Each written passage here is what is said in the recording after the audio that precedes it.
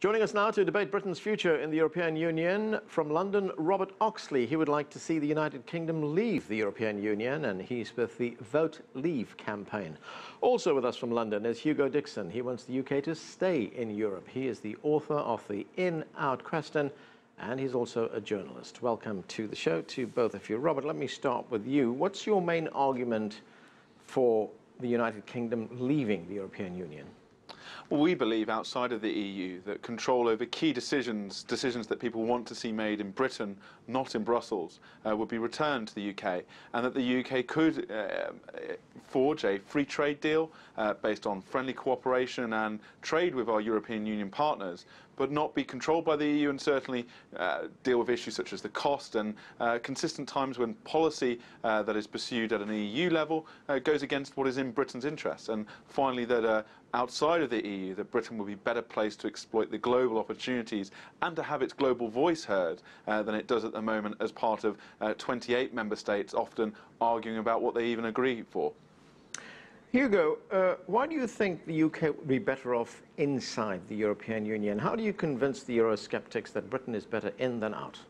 Well, I think there are three arguments, and two go exactly opposite to what Robert was saying. I mean, on the trade argument, we have full access at the moment to the EU's single market. That's responsible for nearly half our trade.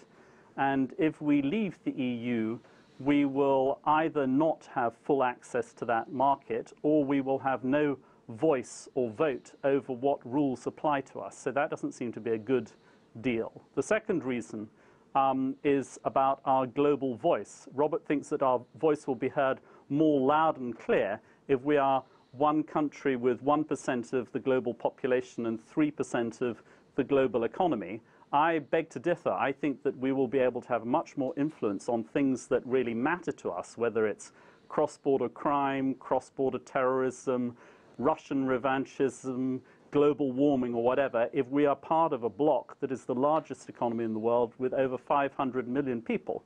And then if I could just give the third reason, is Scotland. The opinion polls show that the Scots are keen on staying in the EU. As you may remember, they had a referendum last year about whether to have their independence from the UK. Thankfully, they voted to stay in the UK. But if we vote to leave the EU, the Scots, particularly if they have voted to stay in the EU, will demand a second referendum, and we'll find it very difficult to deny them that referendum, and it probably will mean that the UK will break in half.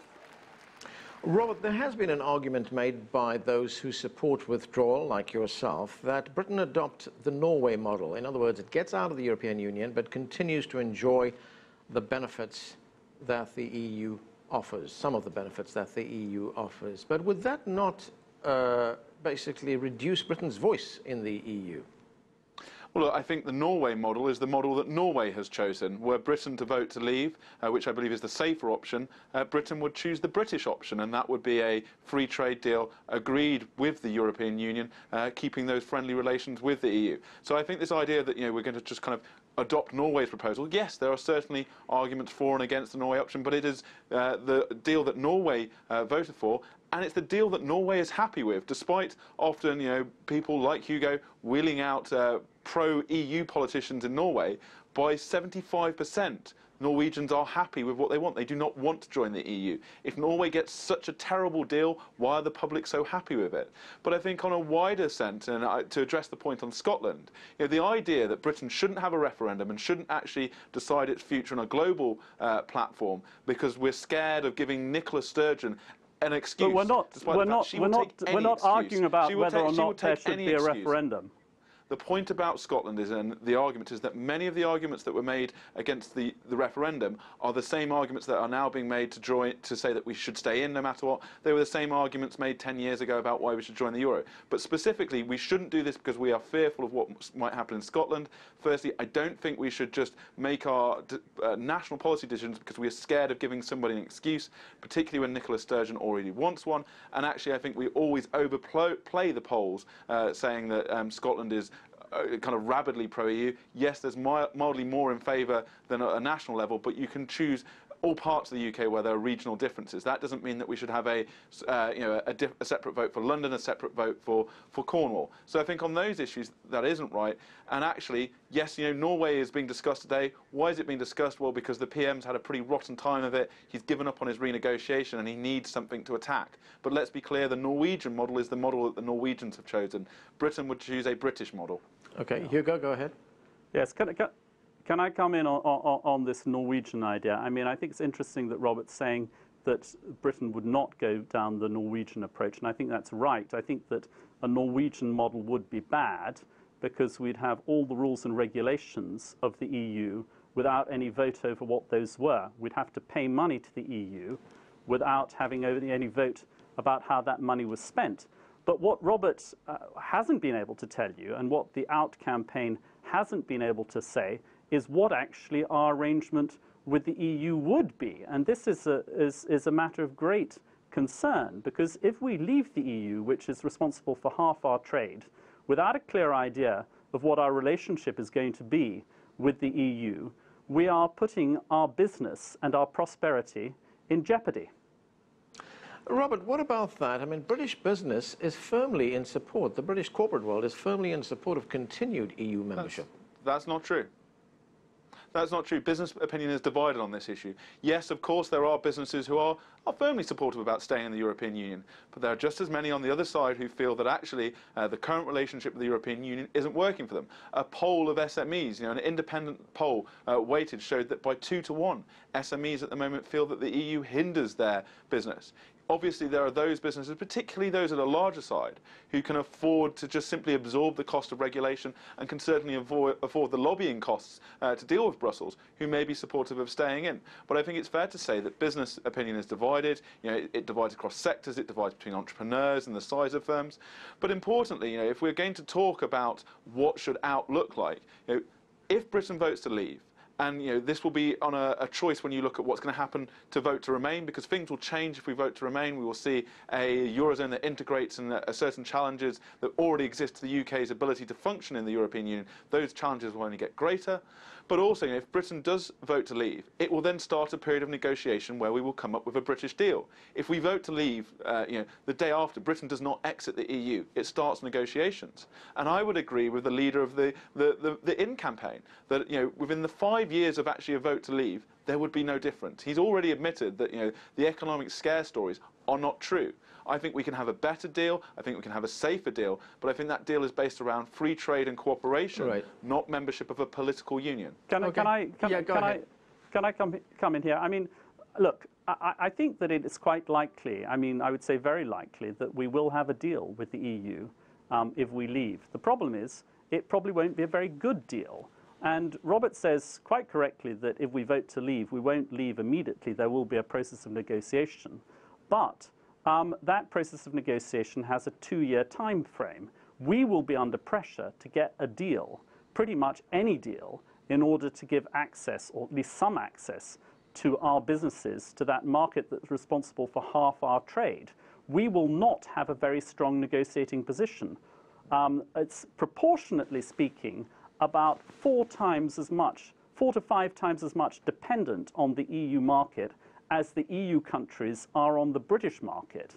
And our back is going to be up against the wall. So I'm far from confident that we'll get a very good deal. And I'm also not very confident that with being reduced to a smaller entity, that we will have the clout to negotiate good deals, for example, with the United States. At the moment, Europe is negotiating a deal with the United States, a free trade deal. It's a roughly equally balanced negotiation, 2 big entities. If we're on our own, I suspect we'll have to wait a decade or more before we get a US trade deal, and it probably will be very much on American terms. So I think we ought to recognize that, of course, the EU is not perfect, but we're much better off staying in, getting stuck in, making it work better for Britain, rather than pressing the eject button and going into a realm of uncertainty.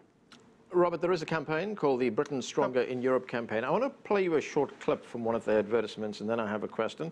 That campaign includes the entrepreneur Richard Branson. Let's watch. Being in Europe means UK's outstanding universities are even stronger. Students benefit from life-changing experiences of studying and working in Europe. Being part of Europe means we're part of one of the biggest trading blocs in the world. So the bottom line is that we're much stronger being part of Europe than being an island to ourselves.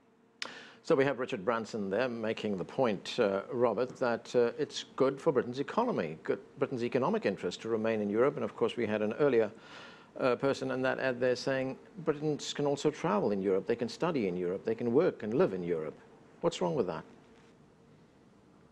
Well, a couple of things. Firstly, we're talking about the European Union, not Europe. The problem for the BSE campaign is that they are desperate not to talk about the European Union because they know of all the downsides about the fact that we've given up control about the cost of the European Union membership. When it comes to Richard Branson, obviously he's a global superstar in terms of business, but he was also remarkably wrong about this issue 15 years ago. He made the same predictions about disaster, about jobs lost, about it being terrible for the UK economy if we didn't join the euro, and that's just proven to be totally wrong. If Richard Branson was a scientist and he was coming on 10 years later making the same doom-laden predictions, he'd be laughed off the platform. I don't quite understand why he's able to make the same predictions now and they aren't treated with a healthy dose of scepticism. In terms of the costs about, you talk about students and travel, well, I think if we're going to talk about the Norway model, one of the things that opponents of the Norway model keep saying is that you pay money into it. Well, you're paying money into it to very specific budgets, such as the ones about education funding, university funding. These are the same budgets at the same time that campaigners are scaring that we won't have access to. They can't have it both ways. They can't say, oh, you won't be able to access this funding, you won't be able to do education abroad, but you will then actually have to pay this money as well. The point about the Norway model is that actually, the money that you pay in is a good or service that you get back. But I think ultimately Britain will make the choice for a British option, and that may involve cooperating with the European Union on a number of issues. But I think its voice would be very powerful. It's a member of NATO. That's what's guaranteed our security. It's a permanent member of the UN. It has a large voice in terms of global trade.